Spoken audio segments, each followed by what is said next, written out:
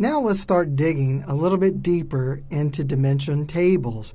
And we're going to complete our conceptual design once we look at these additional features of a dimension table. Dimensions should be first designed in your physical layer because the surrogate key is going to be needed in the fact table's grain level. This surrogate key will show the relationship between the fact and the dimension tables. The dimension tables represent a flattened structure, or like some people say, is denormalized. In an OLTP system, you have normalized data, but in the dimensional model, it is flattened. There are different types of dimension tables. The first one we're going to look at is the date dimension, which is always in a data mart in a dimensional model. The date dimension is not a table that's usually sourced from a transactional system like the other dimensional tables. It is usually created manually by an architect. Conformed dimensions are the dimension tables that are related to more than one fact table. The attributes are then used to compare measures from those related fact tables. The date and product dimensions are very good examples of conformed dimensions. A non-conformed dimension is when the table is only related to one fact table. In our example, reseller is a dimension table that's related only to the reseller sales and not to the internet sales, but it does not have a relationship to other fact tables. The last type of dimension can have a parent-child hierarchy within the dimension itself. A great example is from the employee dimension. So as we start understanding dimensional modeling more and more, the question comes, what is a denormalized table? The date dimension is a great example of denormalized data, as you can see in this conceptual design to the right. The month number, quarter, and year are all columns in this table. And sometimes there's usually more than one column that represents a type of attribute. In this example, you can see that month has a month number and a month name. The date dimension is usually part of every data mart that's designed in a dimensional model. And in this case, because of the flattened structure, there are no functions that are needed in order to interpret these attributes.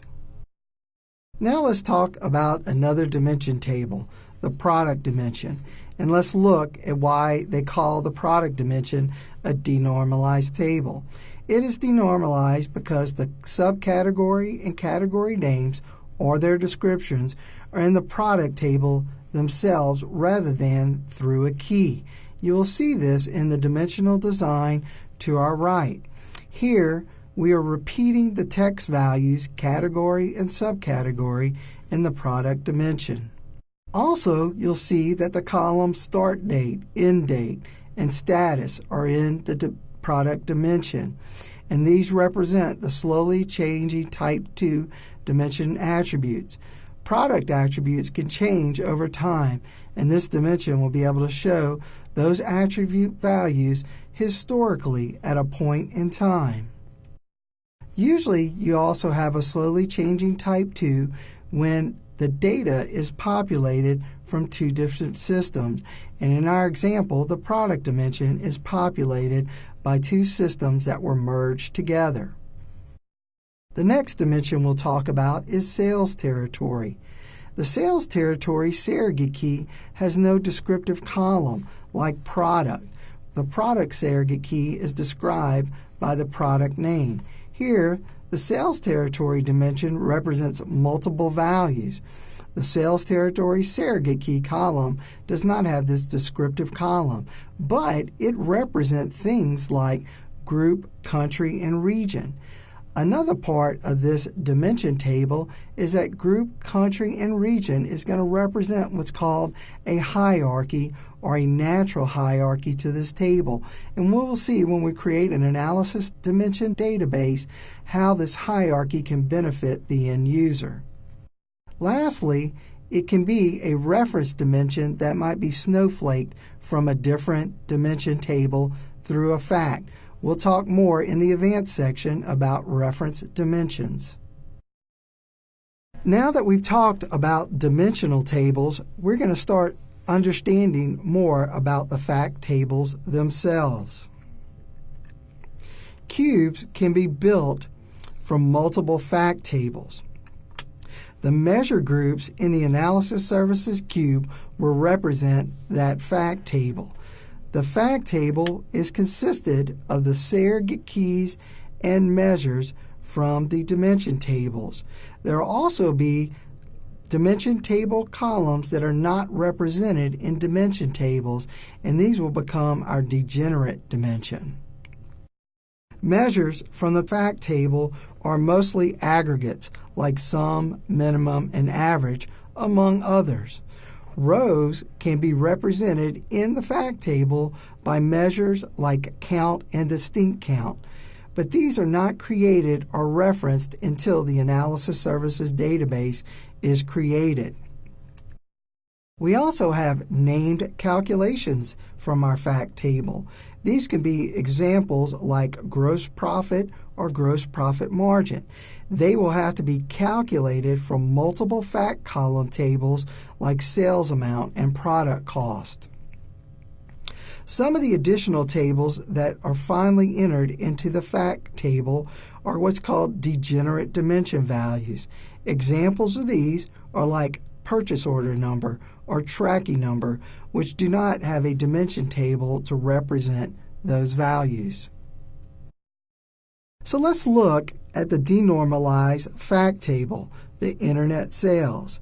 This comes from a transactional system which actually has two tables containing internet sales, the sales order header and the sales order detail.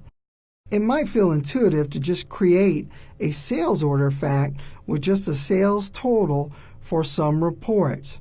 But in today's world, the cost and speed of disk and memory make it unnecessary to create two separate fact tables for these reporting cases. Here, we make our grain level the sales line item and add the dimension tables and their surrogate keys. And you can see this in the example with the product key. And also you see 3 keys for dates. These will all be related to the same date dimension, but they will be called what is called a role-playing dimension. Additionally, you see the measures like order quantity and sales amount. We will add the other ones that are related to the degenerate dimension table. We're going to finish our talk about fact tables by looking at the 3 possible type of fact tables. The first one, and is what the example we just prefaced, is a transaction fact table. This is where you take the line item fact table data and place it into the table. Its example is the sales line items. The next one is what's called a snapshot fact table. This is something that you measure in time. For instance, you might be looking at an inventory snapshot fact table that shows the quantity on hand or quantity sold on a particular date and time. This is very common in inventory data marts. The last possible fact table is what's called a cumulative. This is where you're trying to take, say, the bank balance at the end of a month, but the cumulative is going to show the current bank balance at that particular point in time. In analysis services databases, there are aggregations for you to look at this last value or first value based on the date dimension. Now that we've finished talk about the dimension and fact tables, let's go back to Visio and complete our conceptual model. All right, so let's complete our dimensional model conceptual design in Visio. First, we're going to start by opening up the date dimension. Though we have our surrogate key and our actual date, we will need to add the other attributes that the end user has requested. And in our example, this is going to be year, which will make an integer and is required. Again, that is the numeric year for the date dimension of the actual date. The next one will be month name, which will make a varchar 10. And required, we'll do month number of year, which can be a tiny int, or we'll make it a small int. And then we'll take and place quarter number, which is a tiny int, and quarter name for a more descriptive quarter. And as you can see, you can start building more and more attributes into this table. Usually people want to create everything at one time, but I would caution on just creating what is required by your business users. Later on, this will give you more time to add to these dimension tables. This is why you design in a dimensional model and not try to source from your transactional system. This gives you more control over the dimension design. I'll close the database properties, and next we'll go to the customer dimension. Again, we're adding the attributes that the business has requested from us. Here we're going to add last name, make it required, and first name. And the reason these are separated is because they come from our transactional system like that. We'll also put in yearly income, which will make an integer, and required, number of children. Hopefully they don't have a lot of children. Keep it a small int. And lastly, we're going to add gender, and we'll make that a car 1, and that is the male or female. We'll see more of what we can do in Analysis Services Database with a case statement for gender. We'll return back to our workspace, and we still need to add the relationship for sales territory and dimension date to our fact internet sales. We'll drag the relationship out, put the arrow on the dimension table, the other end on the fact table, drag another relationship out, and do the same thing, arrow to dimension, in to fact. If we double-click the fact internet sales, we can make those columns required, which makes them bold. Close the database properties, and then we'll complete the other two dimensions. The next one we'll work on is a sales territory. Here, we're going to add the group of the sales territory, varchar 20 required. We'll add country, varchar 20, and then region within the country. This is what we call a hierarchy or natural hierarchy in a dimension table. The top of the hierarchy is group, the next level is country, the next level is region. If you were in a transactional system and someone created a normalized database for this, those actually might be 3 completely different tables with IDs to join between them. The last dimension table we're going to look at is the product dimension. And right now, all we have is our surrogate key and our business key. We're going to need to add a couple more attributes to this table. The first one being the product name. Make it a varchar 50 and required.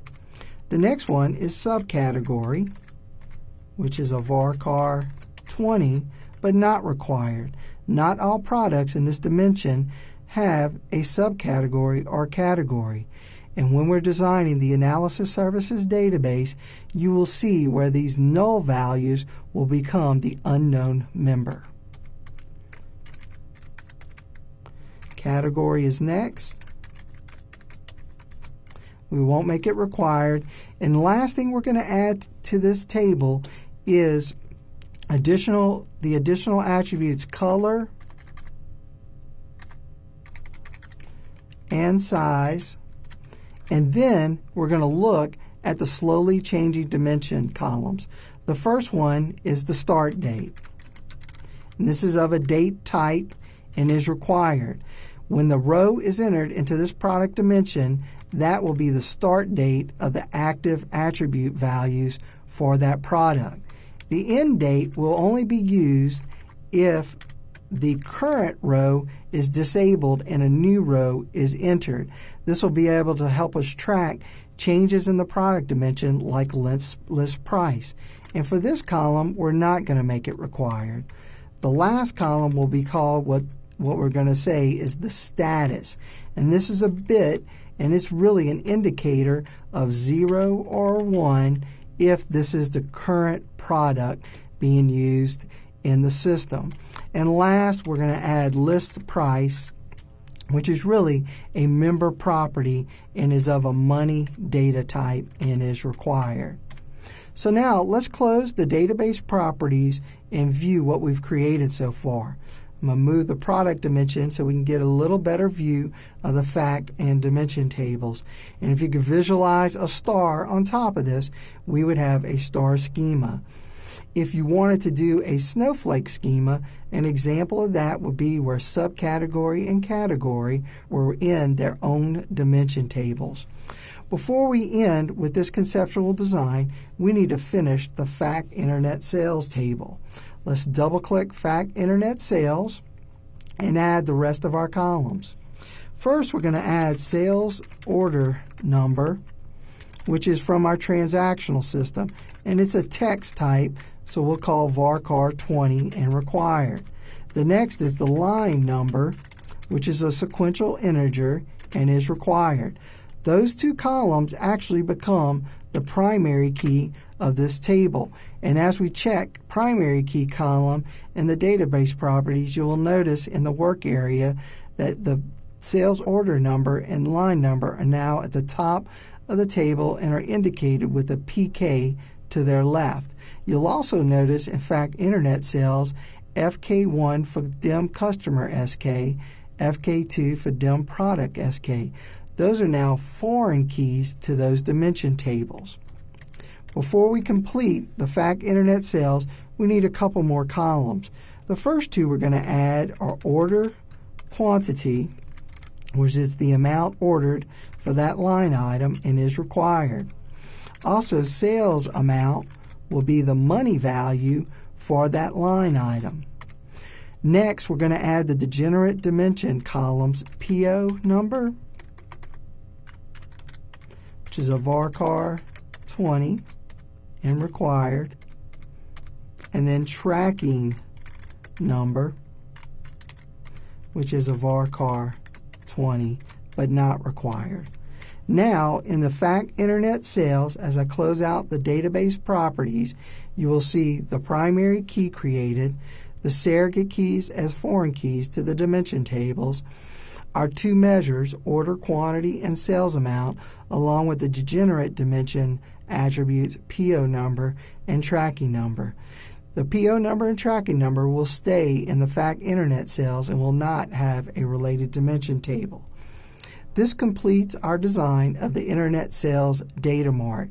Here we looked at how to create dimensions, why we use their surrogate keys, we added attributes and hierarchies like a natural hierarchy, and we added additional columns in the product dimension for slowly changing type 2. We also looked at the demographics of the customer and more details about the fact internet sales table itself.